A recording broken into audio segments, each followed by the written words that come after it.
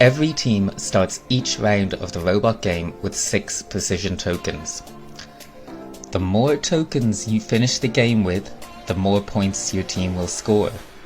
10 points for 1, 15 for 2, 25 for 3, 35 for 4, 50 points for 5, and 50 points for 6 tokens.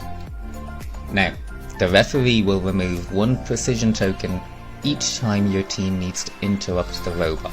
So what does that mean? Interrupting the robot is when you need to pick it up and return it to the launch area during the robot game. You can pick up the robot without losing a precision token in the home areas on either side of the table. Here you can add attachments or make adjustments to get ready for your next run. Each time you launch the robot, it must be launched from either the red or blue launch areas you can see here. And if you want to protect your precision tokens, you'll need to make sure your robot is completely inside the home area when you pick it up, and completely inside the launch area before you set it off on a run. Alright teams, have fun!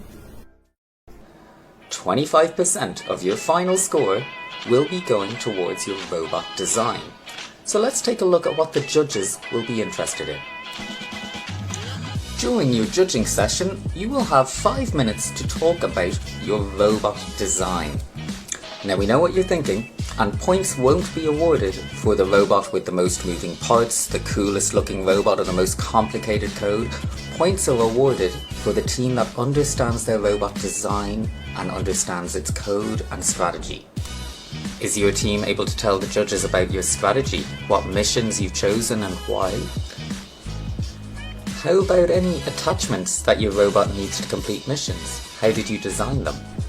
Are you able to show the judges your code and explain what your robot is programmed to do? What's important here is that the judges don't just want to know about the final design that you're using, they want to know about the design process. Do you have any designs or attachments or plans that you did not use?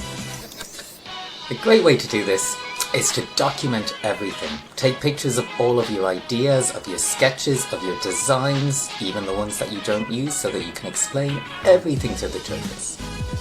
And that's it for your robot design judging session. Best of luck teams! 25% of your final score will go towards how well your team has stuck to LEGO's core values throughout the project.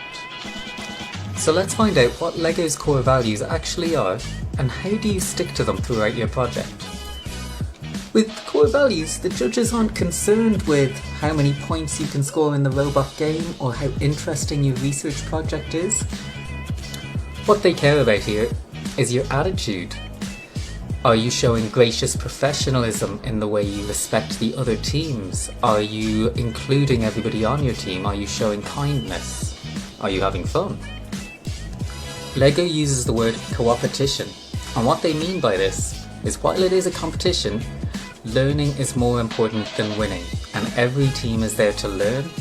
Some of the best places you can learn are from the other teams around you. Now, on challenge day, judges will be watching teams all throughout the day to find ways in which they can award them more points for core values. Referees on the judges' tables will be doing the very same thing during your robot games. But it will be up to you to make sure the judges are aware of all of the ways in which you've scored core values points before you've arrived on challenge day, during your team meetings while you've been working on your project at home and in school.